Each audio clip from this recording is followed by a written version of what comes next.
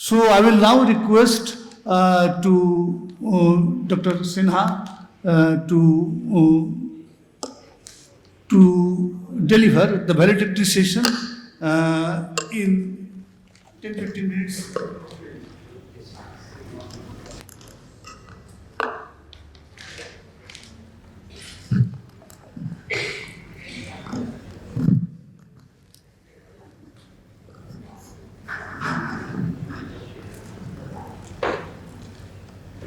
Friends, it's a historic moment, and I'm thankful to all of you for being patient and giving me this opportunity to be part of this great historical event. It is taking place as a historical place, Asiatic Society of Bengal, which was created 2 centuries and 50 years back. And after that, this town has seen several institutions like that. But after independence, I don't know the creation of more institutions of that type. So if we are making a small beginning here today, it is something, a corollary of that great tradition. And we hope to do and to recreate a situation that was done since Renaissance in Bengal and in the country. With this note, I can't afford to go into the details of any formal lecture, but I would like to just underline a few patterns of research in 20th century history of science in India. In that, I will try to find out a few gaps which I have noted that if it was not there, it could have been better. And finally, in between, I will make some references of the possibilities and also references to some of the papers read here, presented here. I am not going into the details of the colonial period, except that the colonial hangover has been there for a long time, even in the field of history of science and technology. That I want to make a statement of. And with that statement, I would like to just try to find out stepwise a few great events. For instance, Swadeshi. In Swadeshi, so far as Bengal is concerned, there is sufficient research on that period, even from the angle of science and technology. But two of the adjuncts of Bengal, Odisha and Bihar, they seem to be left out somehow. There is not much research about Swadeshi from the angle of science and technology. So that I have noted. Another thing, that First World was a great event for the catalyzing science and technology all over the world, like all wars. But it didn't do much in India. And there is not much work on history of science during the First World War. People generally think India was not directly involved, but Indian resources were involved in that.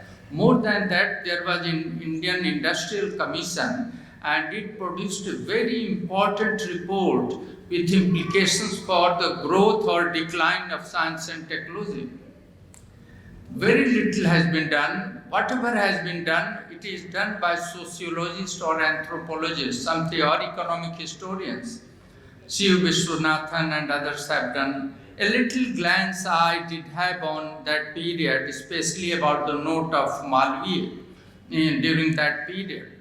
Likewise, there is again gap for the Second World War period, almost beginning from the 30s.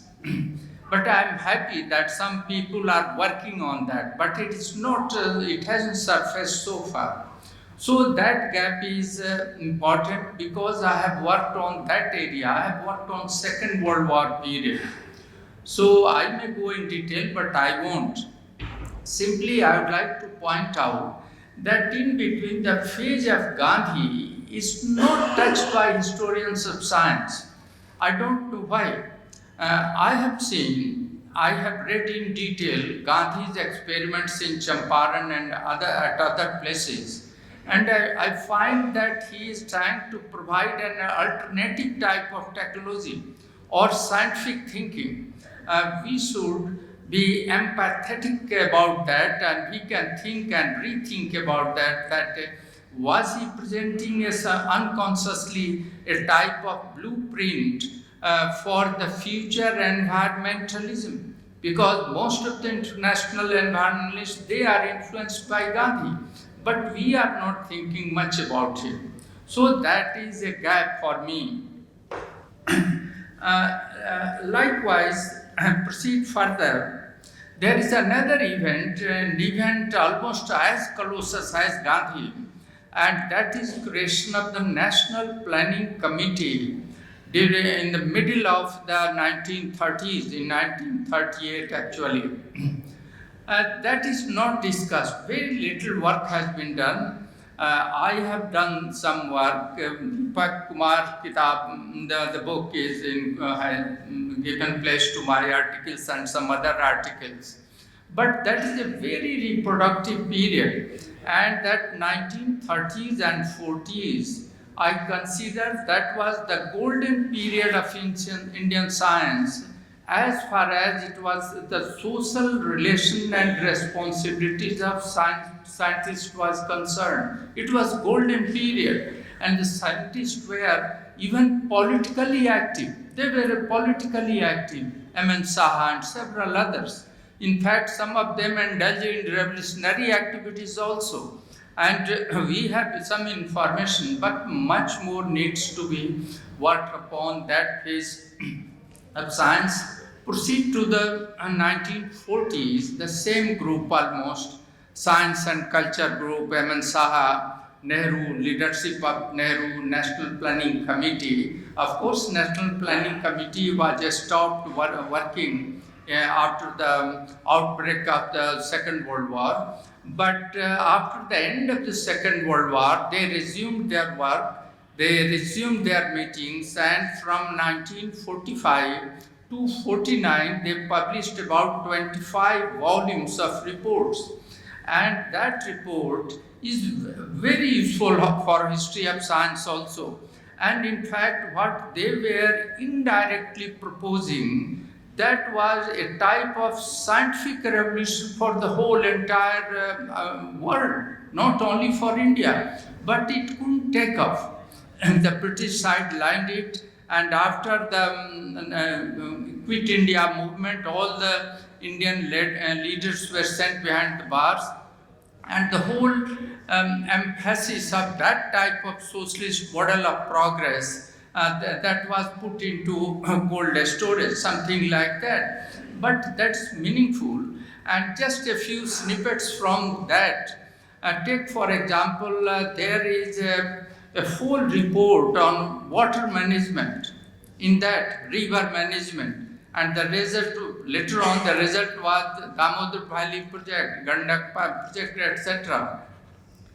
The much more revolutionary report was about women and improvement of health of the countrymen, in which they are also talking about eugenics, use of application of eugenics. That was the most revolutionary thing. And about women, they identified a few things, what are problems for women. And they found that most of their life is spent in the drudgery of homemaking, washing clothes and cooking food. So they suggested in the proceedings, not everything in report, that better the cooking should be arranged as a collective effort for the whole colony or some unit of people, and people should take food from there. Another, then they say that for cleaning clothes, etc., it should be made mechanical, means use of washing machine at that time. So a lot of things are there. This is pure science and this is pure technology, but we have not worked much about that. I think that should be taken up by some young researcher. The importance of that report is, even if it couldn't make any revolution, but its important is that entered into the mind of all the leaders, both political and scientists, who were part of the interim government, either supporting as in bureaucracy or behind the scene. They were supporting it. And the idea conceived during the NPC proceedings, they were used to make planning for the future government of India, independent India, and that shaped the 5-year plans which were used after Azadi. So that period again, it is discussed and studied by economic historians, even by political historians, but historians of science, they have not used it. My area of research, that was the main area, so I can understand how important and crucial that phase is. And that is the phase when there is a transition from the British imperialism to freedom in that period, in which after the jails to the Congress leaders, the main project is being driven by scientists, directly or indirectly. M.N. Saha and several others. Yeah, I don't remember all of them exactly, but several others, they were taking forward the agenda of the national parties, Congress and others, and all the River Valley project, then the IITs, then even AIMS, and everything was discussed during that period. And one of the earliest results was Damodar Valley project, based on the Tennessee Valley project of America. And then there was creation of the IITs and several other institutions. So that is a gap which may be taken individually, item-wise also it can be taken, and that will make a great research. After independence, there is suddenly there is a gap of research by history of historians of science. And again, whatever work is coming or has come is mostly done by either economists or political sciences, sociologists, and a few of anthropologists, but not by historians of science. That is a period that should be taken. Just so far as the pattern is concerned, I find that after independence, the scientific temper and the temper to harness science and technology for the national development was carried up to 3 5-year plans, coinciding with the Nehru's regime. After his exit, that temper is just wavering, and there is not so deep faith in science or technology, and most of the political parties that came in power, including Congress also, slightly they deviated from the main thrust on science and technology, modern science and technology. After that, when the non-Congress governments came, they almost forgot it. And for them, science was a very handy tool to catch vote and to make places for an MLA or MP by providing some bridge in some area, extension of railways or hospital, something like, very mindlessly. And most of the projects were projected just on the eve of elections. And once the election was won, it was forgotten. And if it was lost, it was forgotten forever.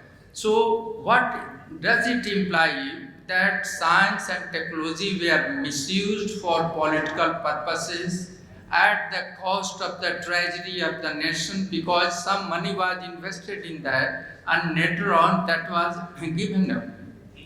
So that thing happened. Priorities shifted then for some nation, fame for the nation, you can say, defense research, space research. I am not either for or against that. I am not going to discuss that. But at some point of time, one may like to think how much it was justified, that thing. expenditure on space research and other things like that. So these are some of the issues, but there are many issues, and in that what I want to suggest that the prime concern of India, agriculture, monsoon, water system, the volume of population, they should have taken the priorities, even from the angle of harnessing science and technology. But the government, increasingly, the government have been wavering on all these issues. And in fact, at several times, they don't know exactly the paths ahead for science. They don't know. It is used just alternately, something this time, some trial and error next time, something like that. These are some of the issues. And finally, I would like to point out that now, what is situation in India that we have not been able to promote our society to a very higher level educationally, at least in the rural areas I am talking. But we are in touch with the most advanced technology and science of the world, including mobile phone and television. We have in our hand one of the very crucial instrument of science and product of science, and now it is time for historians of science to examine the result, their outcome. What I have noted, there are good results also, but I note from my experience from the rural area, go in the rural area, and how mobile phone and television is being misused. The whole village is watching TV in the working hour. The whole village, almost. What they are expending before the TV, it could have been worked on in some field or something, some business, whatever his or her business is. But they are losing their time there. Number one, much more dangerous, mobile is being used for crime, and it is not quantified. That is used for crime. Still another, much more deadlier, go to the village, wake up at night. In villages, generally by 8 or 9 o'clock, everyone is fast asleep. But these days I have seen several times that after that, in the lone corners of the village, you will see lights, twinkling lights there. I inquired about that, what is this? So people said that these are young boys, they are seeing some type of something on their mobile. And I was hinted they watch pornography for hours, maybe for the whole night. So there should be some historical quantification of this labor and energy lost, but I don't think there is any. What is problem that some of the Westerners are doing research on these type of things in India, and recently I was asked by one of the top publishers of the world from Britain to review a book. They sent me a book, and it was okay, get up wise, but when I saw that was some study about the use of mobile in Bengal or Assam, something like that. I found that it was everything so rosy about that, but not this crime side or anything, the dark side of it. That lady didn't have any, and I had to return the book. I said that I won't review it. So this is situation. These are some of my comments that historians should try to examine about that. And in that discourse, I would like that Gandhi should be reconsidered. Number one. Number two, 1930s and 40s needs greater attention. And there is almost total growth of historical research from the angle of science and technology on the post-independence period. Having said that, I am so happy that in this meet there were several papers. They are touching on the themes I am complaining about, the gaps. But they have touched the theme about pondscape today. There was a paper. Then about private clinics, etc. Earlier there was one paper on virus. So it is time for us that we have done a lot of history, human-centric history. Everything about that and mostly about human mischief, war, diplomacy and everything. And whatever is good, that is just sent away somewhere. Gandhiji, Buddha, no one remember them. Something ceremonial type of chapters. And like that. So that is very good that this organization has inspired some people to take up those themes, and I hope a few gaps I have shown. There are several other gaps also. If someone is interested, he or she may talk to me later on, but due to time I am cutting short. And thank you very much to everybody. Thanks.